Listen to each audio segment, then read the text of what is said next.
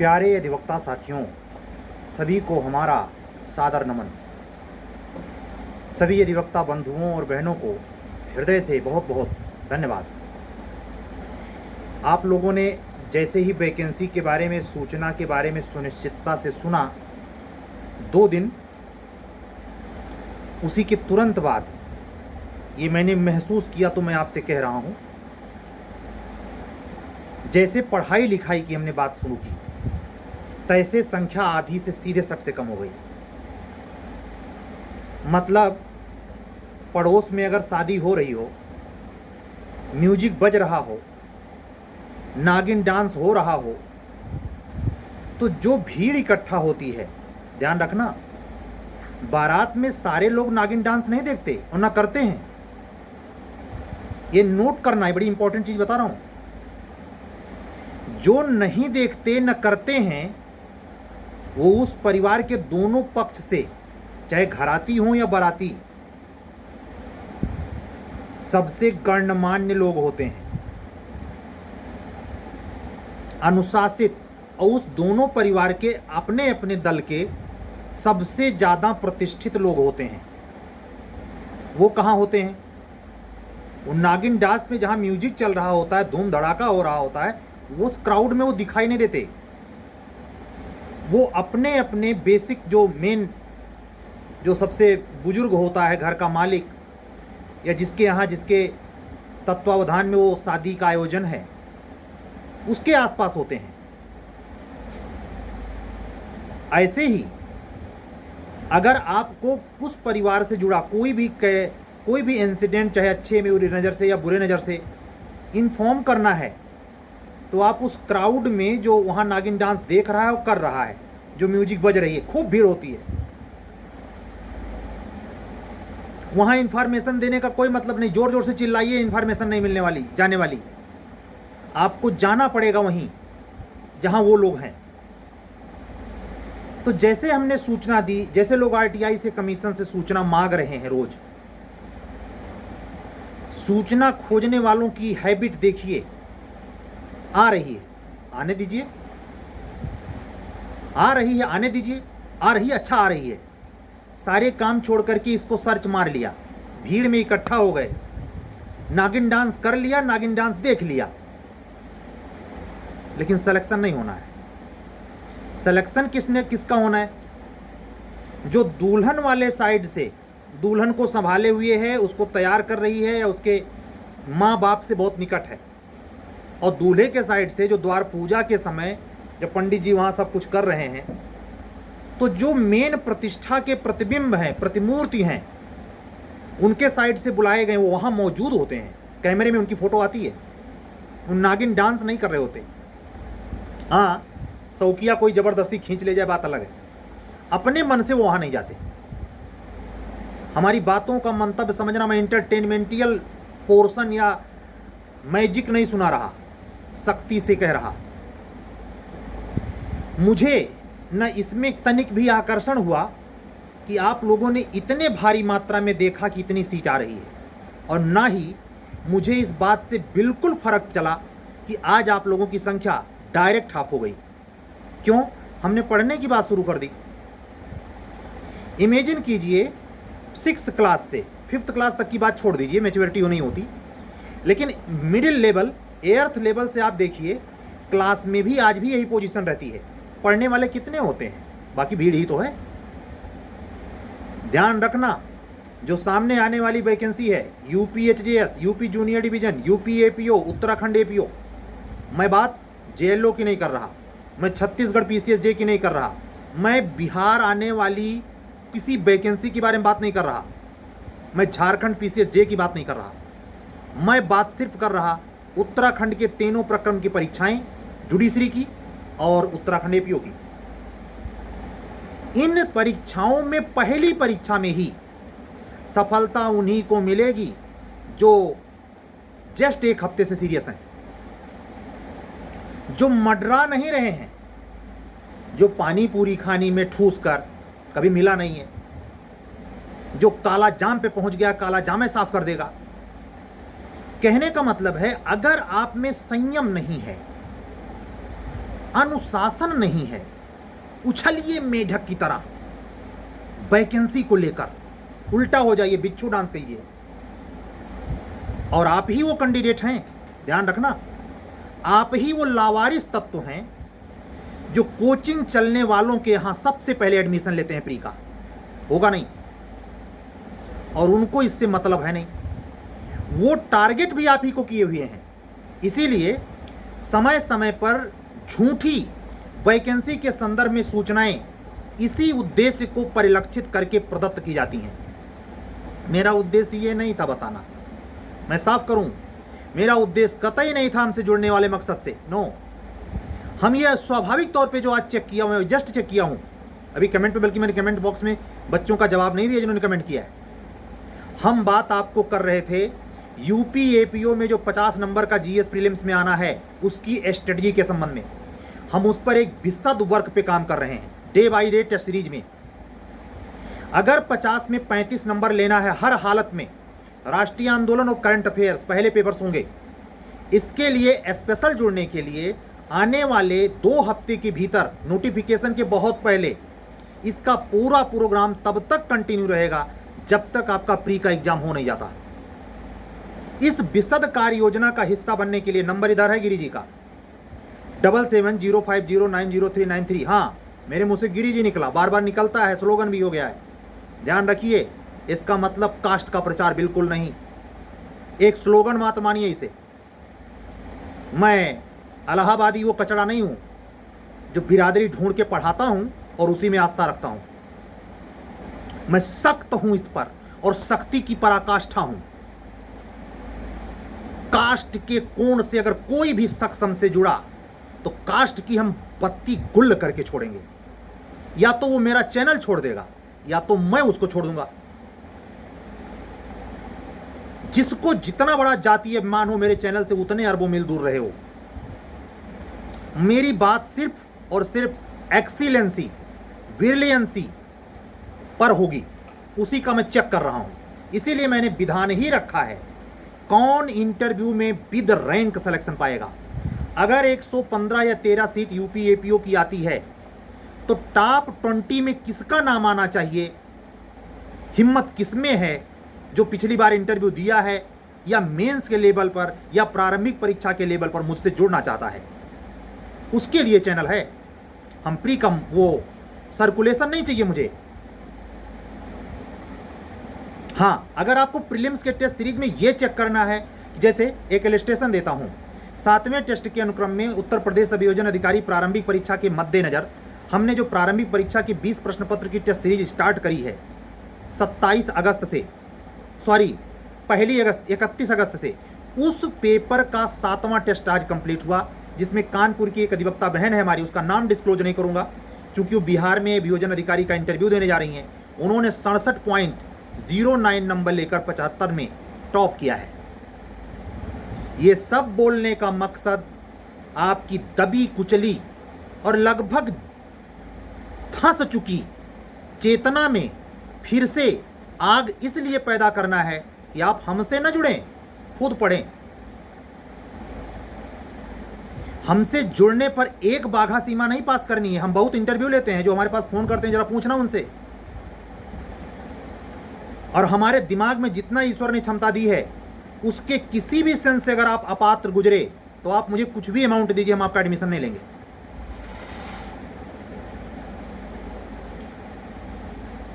तो इस बात को ख्याल रखें, क्योंकि 10 मिनट होने के करीब जा रहा। अगर हम बात इस पर बोलेंगे तो खत्म नहीं होगी, ये बहुत जटिल मुद्दा है। आइए हम लोग आज एंसेंट इंडिया के टॉपिक को केंद्रित करते हुए कुछ बातें करते हैं। आप लोग कागज कलम उठा लीजिए, और हम जो टॉपिक बुला रहे हैं, जैसा कि राष्ट्रीय आंदोलन का बता चुका हूं, ये टॉपिक के हिसाब से ही आप तैयारी करना। जो प्रश्न पत्र आपको मिलेगा 50 क्वेश्चन पर डे का, उसमें यही टेस्ट सीरीज में इसी टॉपिक पर आधारित ही सवाल होंगे। तो अब से 5 मिनट के अंदर जो मैं केवल एंसेंट इंडिया पे जो टॉपिक बताने जा रहा हूं, धीमे धीमे मैं बोलूंगा, आप नोट कर लीजिए ध्यान से।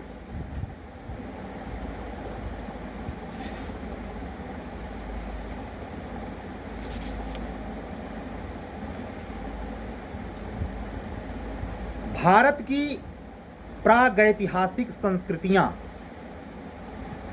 India's pre historic culture. Hindi medium और इंग्लिश मीडियम दोनों के बच्चे नोट करें। दूसरा टॉपिक, सिंधु सभ्यता एवं संस्कृति, इंडस सिविलाइजेशन एंड कल्चर। तीसरा टॉपिक, ऋग वैदिक एवं उत्तर वैदिक काल, सेम इंग्लिश वर्जन में भी वही। अगला टॉपिक, छठी शताब्दी ईसा पूर्व की राजनीतिक दशा, political status in 6th century BC। अगला टॉपिक, महाजनपदों का उदय, इमरजेंसी ऑफ महाजनपद। अगला टॉपिक, मगध साम्राज्य, मगध एम्पायर। अगला टॉपिक, धार्मिक आंदोलन, रिलीजियस मूवमेंट। अगला टॉपिक, मौर्य साम्राज्य, मौर्य एम्पायर। अगला, मौर्योत्तर कालीन Bharat, post Mauryan period of India. अगला टॉपिक, प्राचीन भारत पर विदेशी आक्रमण, foreign invention of ancient India. अगला टॉपिक, जहां से यूपी जुडिशरी के मेंस में सवाल आया, संगम युग, चेर चोल पांड्य ब्रैकेट में लिखें, संगम पीरियड, चेर चोल पांड्यन। अगला टॉपिक, दक्षिण भारत का इतिहास, Chola Chalukya Pallava, history of south Deccan India. NCERT में हैदराबाद को डेक्कन लिखा मिलता है, चोल चालुक्य पल्लवा। अगला टॉपिक, गुप्त काल, गुप्त पीरियड। अगला टॉपिक, गुप्तोत्तर काल, पोस्ट गुप्त पीरियड। अगला टॉपिक, प्राचीन भारत में स्थापत्य कला, मेंस के लिए बहुत इंपॉर्टेंट, इंडियाज एंसेंट आर्किटेक्चर। अगला टॉपिक, प्राचीन साहित्य एवं साहित्यकार, एंसेंट लिटरेचर एंड लेक्चरर। अगला टॉपिक, पूर्व मध्यकाल, 1800 टू 1200 ईस्वी, प्री मेडुअल पीरियड। कल हम बात करेंगे मध्यकालीन इतिहास के टॉपिक पर। कुछ समझ आया? पिछले 10 साल से तो ज़्यादा समय हो जाएगा, इतना तो झेलेंगे नहीं आज के लड़के, लेकिन पिछले 5 साल से अगर आपने 25 प्रीलिम्स दिया और किसी में नहीं हुआ है और आप अकड़ कर चलते हैं, आपकी गर्दन जो है हमेशा टाइटे रहती है, इतना फेलियर झेलने के बाद भी आप सलाह देने से बाज नहीं आते। आप अपने से छोटे उम्र को सलाह दें तो चलाऊं है, बड़े वाले को भी सलाह देते चलते हैं। आप अहंकार की प्रतिमूर्ति हैं, आप मुर्दे हैं जो अकड़ जाता है, जिसको जलाना ही एक पात्रता है। आपको कहने से समझाने से समझ में नहीं आएगा। आपको आभास ज्ञान या परिवर्तन तब हो सकता है जब आपको प्रत्यक्षतः दंडित किया जाए, और ये हो नहीं सकता। तो जब तक दंडित नहीं होंगे आप, तब तक आप परिवर्तित नहीं होंगे। इसलिए ये वीडियो आपके लिए नहीं है। लेकिन जो ऐसे नहीं है फिर भी उनका रिजल्ट पॉजिटिव नहीं है, उनके लिए ध्यान रखें, क्या आपने इस प्रकार टॉपिक वाइज चीज़ें पढ़ी हैं? अगर नहीं पढ़ी हैं तो आप एंसेंट इंडिया के सवाल नहीं हल कर सकते। वो 50 नंबर में जो 16 इतिहासवा आना है, उसकी तैयारी करवाने जा रहा हूं मैं सबके लिए। ये बातें सबके लिए हैं, लेकिन जब जुड़ोगे वहां मैं निर्धारण करूंगा। कुछ घूमा, कहां गए नागिन डांस वाले? इतनी वैकेंसी आ रही है, कूद कूद के देख रहे हैं। वैकेंसी देखने और सुहराने से मिल जाएगी वैकेंसी। ना समझ आए, ऐसे बौखलाहट रही, ऐसे सुस्ती और लापरवाही रही, किसी का दुर्गम थोड़े करोगे, अपना ही सत्यानाश। और असलियत में जो स्पिरिचुअल जगत में ये है कि स्वयं को जानना है, वही भौतिक जगत में ये है कि स्वयं को टोटली बर्बाद भी करना है। आदमी स्वयं को जानकर परमात्मा तक पहुंचता है और स्वयं को सत्यानाश करके इस भौतिक जगत का जो छोटा मोटा पद जैसा सफलता का प्रतीक माना गया है वो ना पाकर अपने बच्चों के सामने, अपने परिवार के सामने, अपने समाज के सामने खुद को एजेंडा बनाता है। किसका? खाक बनाता है। किसका? प्रतीक बनाता है। किसका? असफलता की मूर्ति का। मुझे आज भी याद है, हमारे ग्राम समाज में, हमारे मध्य नगरीय छोटे छोटे मझोले शहरों में जनरली लोग कहते मिलेंगे जो जहां इलिटरेसी बिल्कुल नगण्य है, शिक्षा है ही नहीं, वो भीड़ क्या कहती हुई मिलेगी? पढ़ने लिखने से कुछ नहीं होता, नौकरी नहीं मिलती, सफलता नहीं मिलती। और वो उलाहना क्या देता है? फलाने को देखे हो। ऐसे आदमी का इस धरती पर इस प्रतीक के रूप में रहना नहीं है, बोझ जैसा है। जेसाम न विद्या न तपो न दानम ज्ञानम न शीलम न गुणो न धर्म ते मृत्युलोके भुवि भारभूता मनुष्य रूपेण मृगाश्चरन्ति। फिर से दोहरा रहा हूं, येषाम न विद्या न तपो न दानम ज्ञानम न शीलम न गुणो न धर्म ते मृत्युलोके भुवि भारभूता मनुष्य रूपेण मृगाश्चरन्ति। जिसके पास ये सारी चीजें नहीं है, इस संसार पर, धरती पर बोझ है। सुभाषितानी, एर्थ, यूपी बोर्ड। हम यूपी बोर्ड के स्टूडेंट हैं।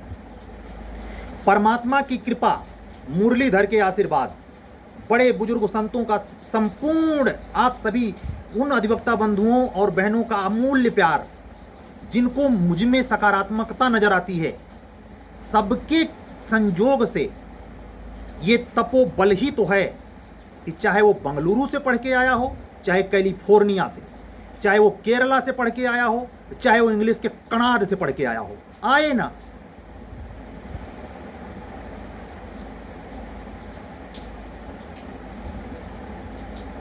आज की बातें पूरी कर रहा हूं। अब इस चैनल पर 50% आपके श्रम की, आपके आत्मबल की बात होगी, लेकिन जैसे जैसे समय कम होता जा रहा है, मैं सावधान करूं, इसके बाद मैं बैठने वाला नहीं हूं। मुझे HJS का मॉडल पेपर, CRPC का मॉडल पेपर 8वां, IPC का मॉडल पेपर 12वां अभी के अभी आने वाले 3 घंटे में तैयार करने हैं। मैं सोऊंगा नहीं। देखता हूं मेरे से कंपेयर करने वाला, मुझसे थोड़ा सा कॉपी करने वाला कौन नहीं सोता। अगर पाना है इस बैच में, जो आने वाली वैकेंसी है, तो कम से कम अपना शेड्यूल स्ट्रक्चर बदलो। अगर नहीं बदलोगे तो बेटे और बेटी के सामने, समाज, रिश्तेदार के सामने मत कभी जाना। इलाहाबाद तो जिंदाबाद है, मुंह छिपाए पड़े रहना है, कोई दिक्कत नहीं होगी। यहाँ कोई किसी को नहीं, केवल सीनियर जूनियर का बत्तब होता है और कमरा आबाद है, जिंदगी बीत जाएगी।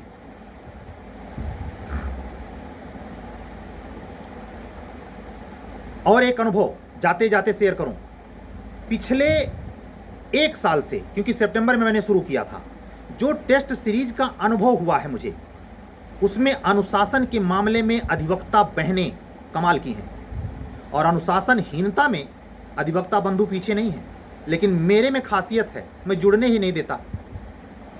नहीं, मेरा भी चुर्री बाती गायब कर दें वो। मैं पहले ही टेस्ट कर लेता हूं ना, तो मेरे क्राउड तो होती नहीं है।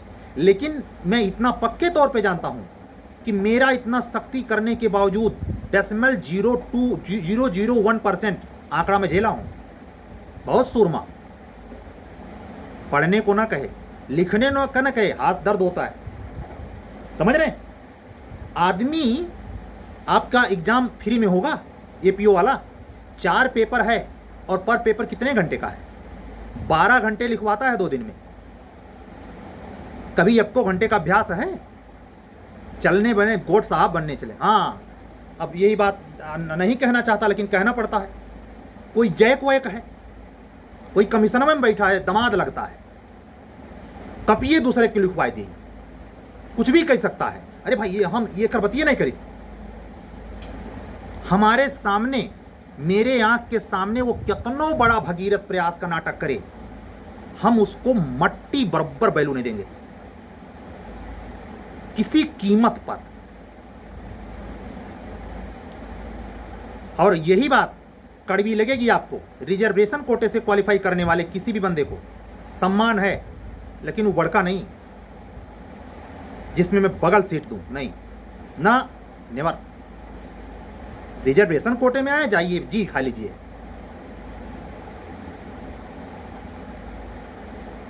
परसों लहजे में बोलते हुए कहा था, दम है ओबीसी एससी या किसी कोटे के बच्चे में तो जनरल की सीट लील कर दिखाए, तब मैं मानू पड़ता है। कल फिर मिलेंगे, तब तक के लिए उत्तर प्रदेश उच्चतर न्यायिक सेवा, उत्तर प्रदेश जूनियर डिवीजन, उत्तर प्रदेश अभियोजन अधिकारी, उत्तराखंड अभियोजन अधिकारी के संदर्भ में जुड़े हुए हमसे सभी अधिवक्ता बंधुओं और बहनों से अपील करते हुए कि अपनी तैयारी में पूरा 100% झोंक दीजिए। सत्यमेव जयते। शुभ रात्रि।